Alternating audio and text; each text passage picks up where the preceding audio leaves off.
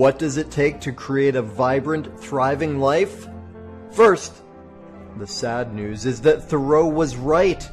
Most people are leading quiet lives of desperation, lacking in meaning, fulfillment, and vitality. But we choose more. We choose to create extraordinary lives. And the Art of Vibrant Living show entertains you with inspiration, empowerment, and education to create your life into a masterpiece. It's time. Let's vibe up. Aloha, y'all. Daniel Aaron here. I am your host. This is the Art of Vibrant Living show. And guess what we do here? We empower you. Yes, we entertain you. Most of all, though, we bring you wisdom that you can apply in your life. That's my request. I implore you. Yes, be entertained and do something with this, right? We have an amazing guest today. We're going to get into some juicy stuff, which if you actually try it out, put it into place in your life, will help you to live a more vibrant, thriving life. And if you would like some support with that, hey, send me an email, daniel@danielaaron.com. I would love to have a conversation with you, get to know you, what you are up to, what your dreams are, what your challenges are, and help create some miracles and breakthroughs. Now, today, something cool, something special. My guest today is a very cool woman. Her name is Pam McDonel. She is on a mission to provide a safe, sacred space for transformative healing and wellness as you walk in peace, happiness, and balance through this beautiful journey of life. She offers a holistic approach where the body, mind, spirit, and soul work together to attain optimum health, relaxation, healing, and rejuvenation through alternative and complementary wellness techniques. You have the power to help your body heal and live an extraordinary life. I'm so excited that she is with us today. Pam, thank you for joining. Welcome. Thank you, and aloha back. Aloha. Awesome. Well, I'm so excited. You've got just a tremendous amount of experience and knowledge, and you apply this stuff in your own life.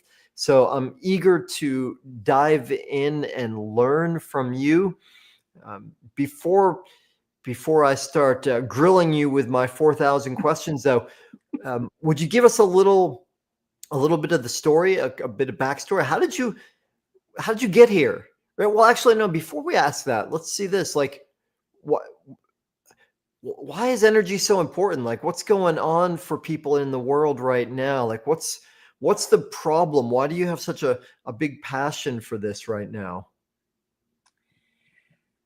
Well, for me, I believe that in the beginning there was only energy. It wasn't good or bad. It was just energy. And from that, we have all evolved. And over time, we have all become conditioned by many, many things.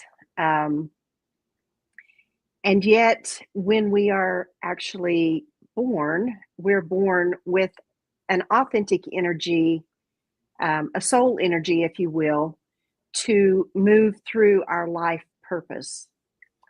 And because we have become so conditioned by, like I said, many things, our parents, our teachers, economy, government, religion, everything, our energy sometimes gets skewed. And then let's talk a little bit maybe about trauma, because trauma can also interrupt our energy. And when our energy isn't flowing smoothly through our body, in and around us, then, like I said, it gets skewed and we get off kilter, and we just need something to help bring us back to center and bring us back into that flow. And for me, I just think it's very important that we all try to raise and keep our vibrations high, our frequencies high, so that we can all live an abundant, free of fear type, resilient life. Hmm. And I know that sounds like a big quest, and it is, but I believe it can be done, and I believe it will be done one day. I might not see it in my time, but I do believe that eventually we will get there. I'm 100% with you. And I remember when I was a little boy, there were just a couple things in our environment. There was a magnet on the fridge, and it said, "Shoot for the moon. If you miss, at least that way you'll be among the stars." So I Ooh, like yeah. your aim and your vision, and I'm with you. I believe that is that's what we're here for. That's the juicy stuff of life, to create that. So yeah, I'm with you. There are a lot of ways that we've been conditioned, and things have gotten distorted, Yes. and beautiful. I love that you're on a mission to help restore that. So then now let me rewind it a minute. How did you get into that? Were you born into this, and as a little girl were you aware of energy and on this mission, or did something happen? Probably both. Okay. I think as a child, and I don't remember a whole lot. I say that I don't remember a whole lot about my childhood, and that's really kind of a comparison of when I hear my friends talk about all the things we did as kids, or Mm, even teenagers, and I'm just like, I don't remember that. mm, But um, I know that from forever that I can remember, I have always been connected to source. mm, And I knew that if I could make it right in my heart and right with source, then it didn't make any difference what anybody else thought or said. And I got through, I have gotten through my life mostly that way. But I didn't come to understand that energy really until I came back home to take care of my mom. I was, I guess, 48. I came home to take care of my mom, and she had developed Alzheimer's.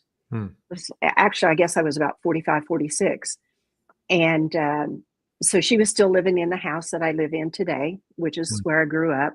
mm, And um, through about the better part of 9 years, uh, I took her through that Alzheimer's journey, walked through that with her. And at the end of that, I found that even though I thought I had really taken care of myself, and I did as best I could, I found that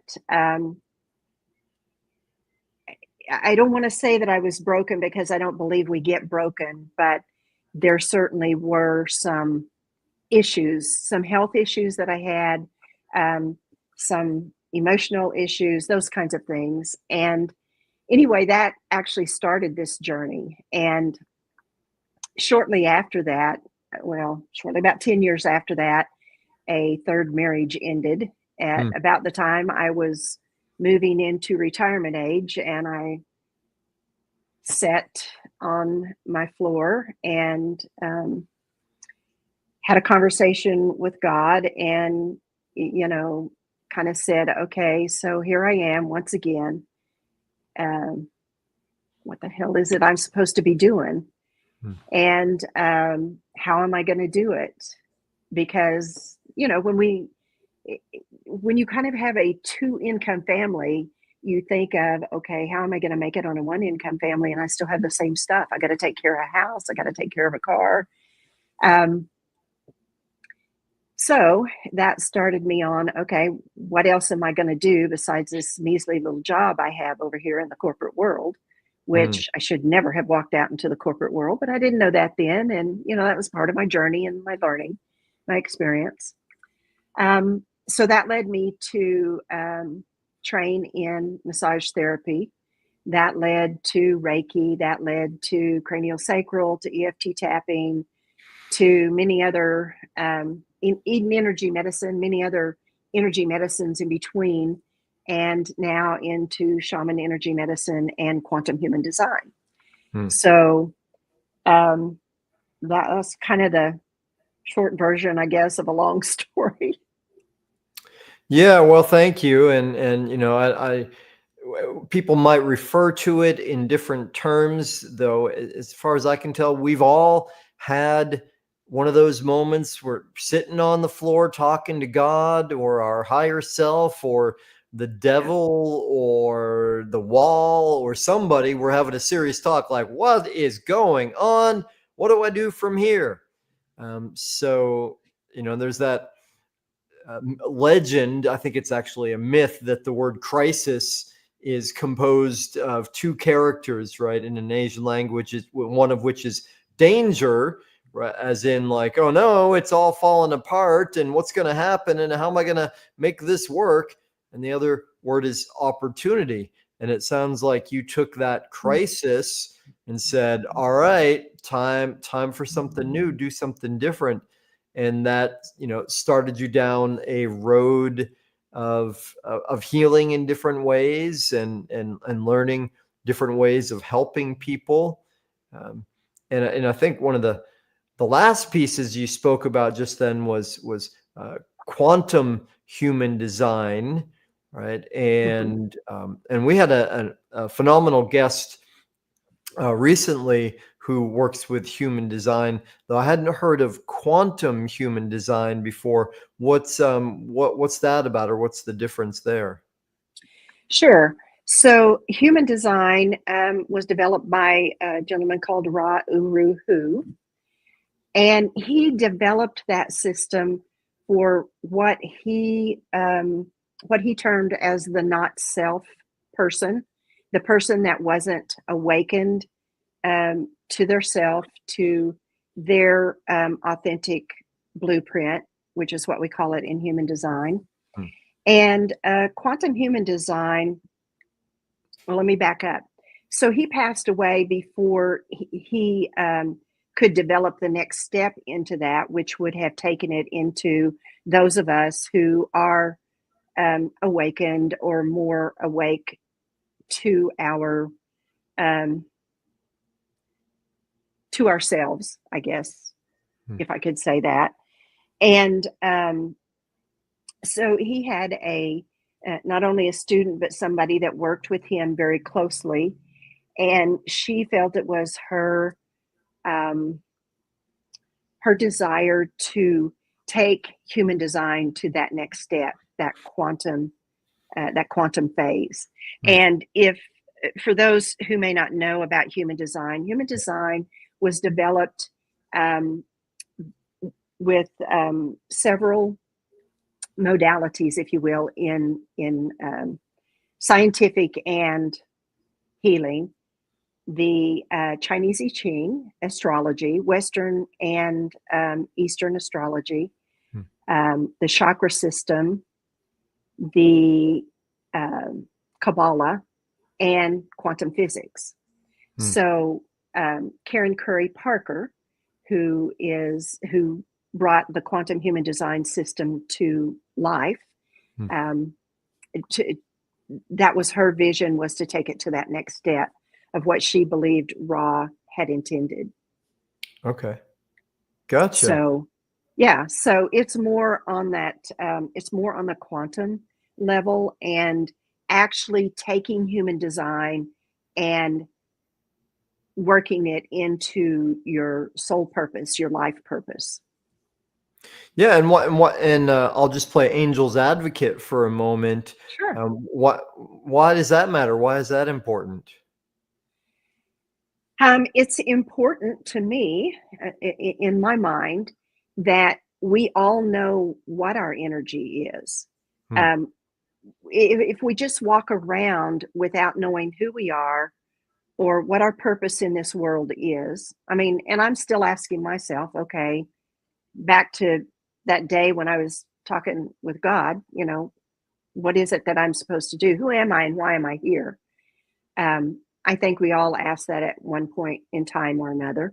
Although I do know people that as a child always wanted to be a fireman or a policeman or a doctor, and that's what they ended up doing, and they're, you know, that's what they do, and that's Yeah. good. Yeah. Me, I never knew what it was I was supposed to do. Yeah. And so as I study my own human design, I know that I am here to I'm here to be the investigator. I'm here to experience the differences in life, and I'm to bring both of those together and share it with the world.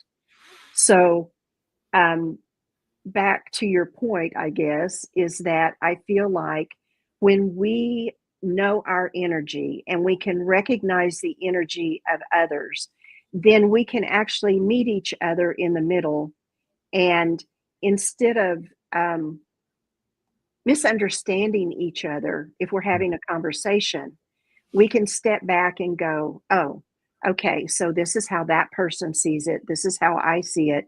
So now, how can we come together and, um, be able to maybe not that we have to agree, but to at least be able to move through it together, if you Mm. will.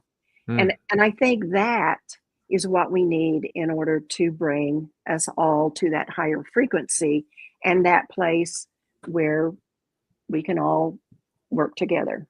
Mm. Okay, I love that. Well, and we could go out on a limb and say that our current world environment is not quite at that level of understanding or cooperating. Could go so far as to say we may have more polarization going on in the world now than ever before. And so it seems no accident that your evolution of your work and your passion for this is rising in the climate we're in these days. Does that make sense? It does. And I think, um, I go back to a saying, and I don't know exactly how it goes. So forgive me if I don't get it exactly right, but it's something about, kind of the chaos. All it takes is one good man to ignore and not do the right thing, Mm, and chaos can be created. mm, Um, and I think it's just like, I think I said earlier, maybe it was when we were talking earlier, is I don't know that I will see the change in my lifetime, the complete change.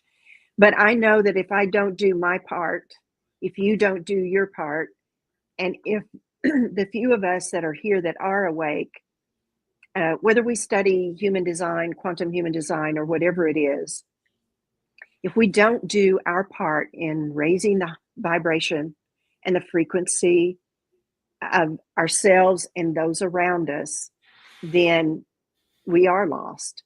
mm, But I think there's enough of us here that eventually we will get us to that point. mhm. Like I say, maybe not in my lifetime, but hopefully sooner than later. Well, let's not rule it And it out. could be in my lifetime. Yeah, yeah. One of my greatest heroes is Martin Luther King Jr. And just after they finally had one of the first big successes of the civil rights movement, which was the passing of a bill called the Brown versus Board of Education, which meant that no longer was it legal or just to have black children, that was the word we used then, black children and white children segregated, different schools, they had to be integrated. And he was interviewed after that, Dr. King was, and somebody said, Dr. King, are there really so many people in America that are against the Negro? And he thought for a minute, he's like, no, there really aren't. But you know what? There are a lot of people that have just stayed quiet. Right? Mhm. And what kind of one of the famous statements that emerged from the 60s was, if you're not part of the solution, you are part of the problem. Yeah, Yeah.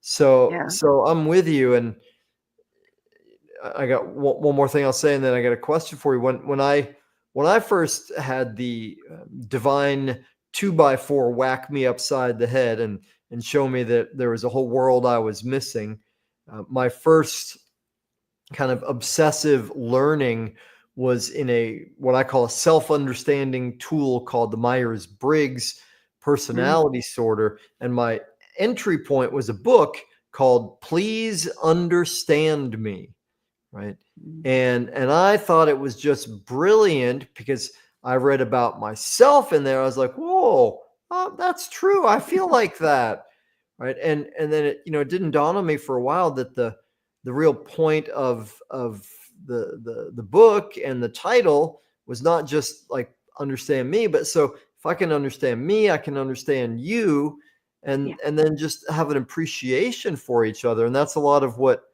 I hear you saying, and the power of that to me seems enormous for the level of harmony and peace that can be created through that. exactly. Yeah, very well said. Yeah. All right, cool. Well, so then what's it look like when if you work with someone in that kind of work, how does it go? What do they experience? There's a lot of aha moments, actually. Um, we there is a computer program, of course, that puts together what we call the human design blueprint, Hmm. and that is your authentic energy. It's the energy you were born with, Hmm. and then it's complex, but it's simple. And when you are able to kind of dissect the chart, the blueprint, um, people respond with, "Oh my God, that makes so much sense now." Hmm. And you probably had that same feeling when you had yours done, right? Hmm. Yeah, sure, sure. And yeah, and it's like, oh, I understand now why I do things this way, or why I Hmm. think things this way, or I see things that way. And oh, you know, okay, maybe I don't have to go down that rabbit hole. Maybe I can look at it a different way and, see things on a different level, on a different scale than I used to see them. Hmm. As in, don't go down that rabbit hole, sort of kind of parallel to hitting our head against a wall repeatedly, sort of thing. Yeah. Yeah. Because what happens when you keep doing the same thing over and over and over again? What do you get? The Same same thing, result. Yeah. the same result. Yeah. And um, I, I, I, I just, I think I can't talk enough about how conditioned we are. We Hmm. don't know that. We don't realize that because we don't know anything different, Right. right? Um, we know it doesn't feel good. We Hmm. know we don't like it, but that's just the way it is. And I believe that human design allows us the ability to look at things differently Hmm. and then choose differently Hmm. if we so choose. We can always not choose, I guess. Um, but why wouldn't you want things that are better? Why wouldn't you want to do things easier, um, but still have a great result, right? And Hmm. I don't mean do things easier because you're slacking or Hmm. you're leaving parts out. I don't mean that at all. Just that uh, if you know how to do it better, why wouldn't you do that? I'm with you. That's, I think that's another way of speaking of what evolution is, right? We're Yeah. we're we're growing, we're getting wiser, we're learning how to understand each other more, have more health, right? We live in a world that is naturally improving in many ways, and part of my philosophical stance has been for decades now. The most important component of that is who we are, right? How we see ourselves, Mhm. how we see the world, because everything else springs from that. So I love what you're saying. Yeah. And And if I may, I've just received some information to share, and that is that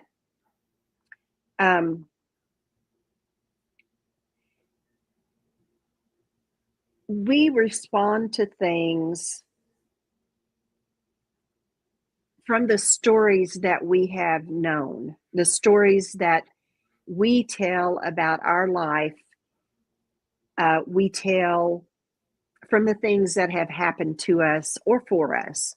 And I think that's a fine line. Instead of looking at things that have happened to us, let's start looking at things that have happened for us. Everything that happens, in my way of thinking, no, it's not always great things. There are some really ugly things, but there's always a lesson in there. There's always some information to be gleaned from that, I believe. And that's what we take into, our future life, into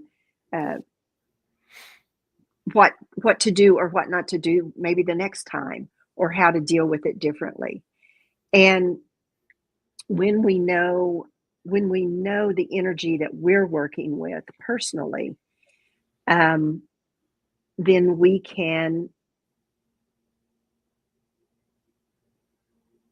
just can communicate from a better place.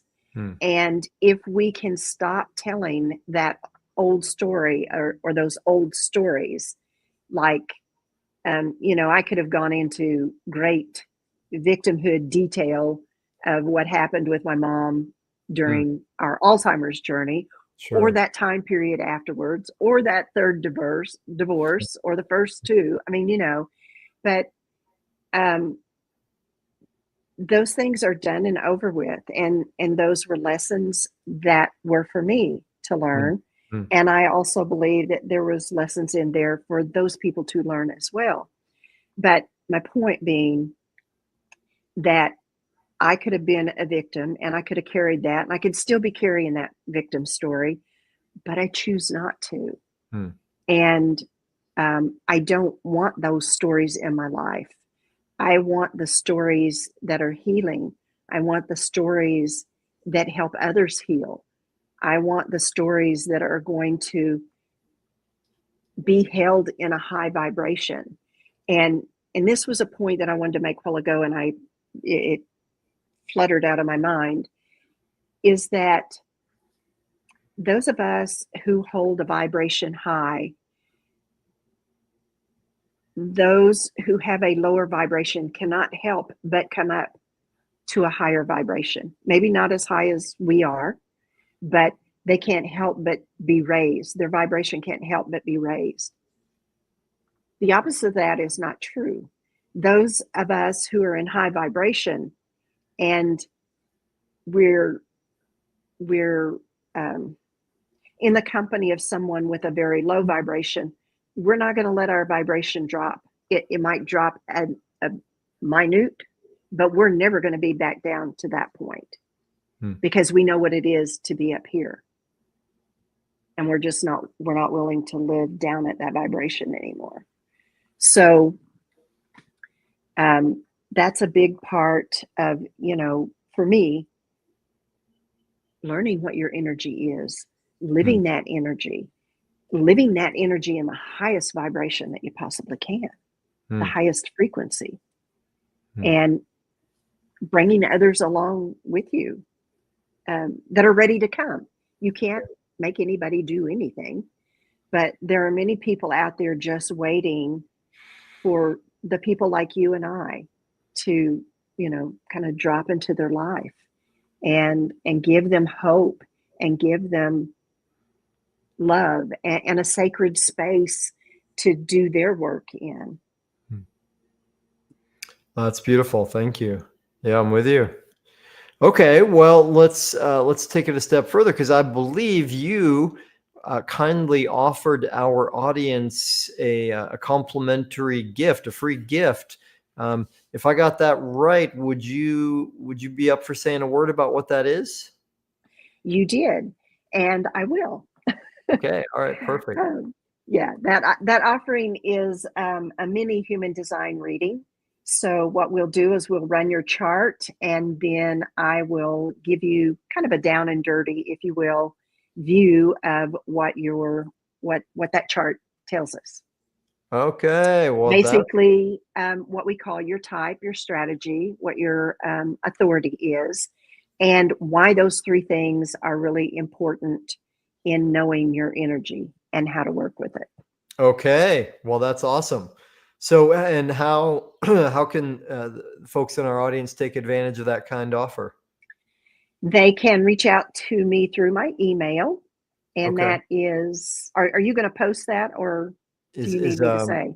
well, let's say it out loud for the Oh, people there in we the go. audience on Okay. the screen, but the Yeah. people in the audience that are not with us by video, that are just by audio. Yeah, let's spell it Okay. out. So it's a go ahead. You want to say? Oh, sure. So it is my name, Pam, PAM dot McDonel, McDonel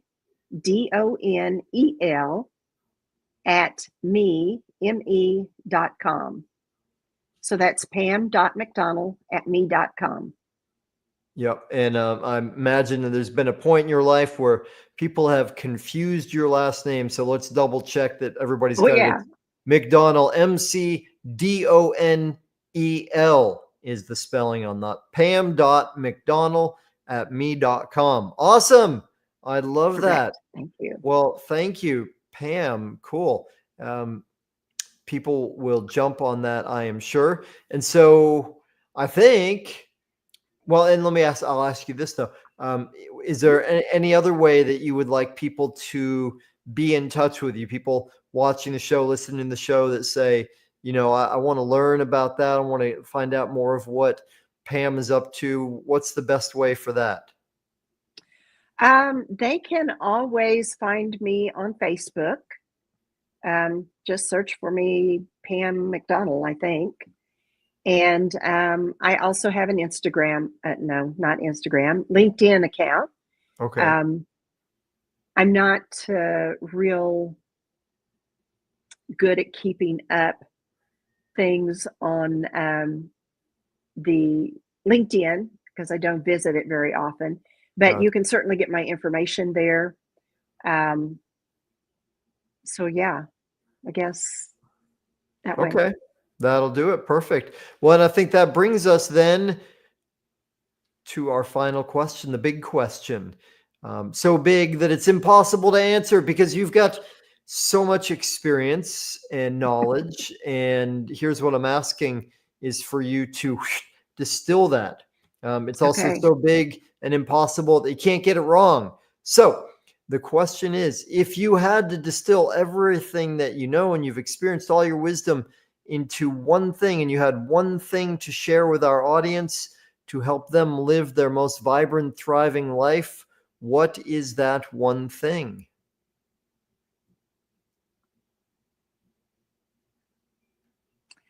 That would be to tune into your energy.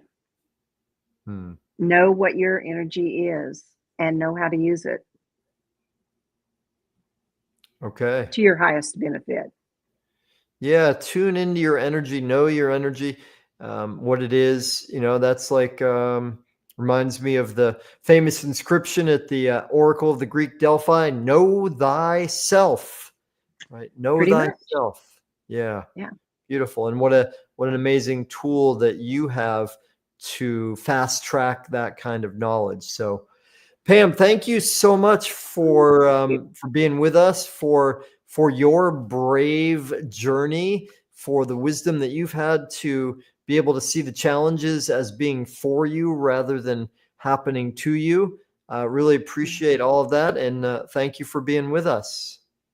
Thank you very much, and thank everybody in the audience. I appreciate everybody being here. Yeah, I am with you. That's exactly where I was going, y'all in our audience. Thank you for being here. You are the heroes of this show, this movie, this adventure. I love that you're with us. I love that you're not just interested in vibrant living, that you're doing something about it, that you're getting educated. Because as you change your life, as you raise your frequency, you change the world. And that is a great blessing. So thank you for being here.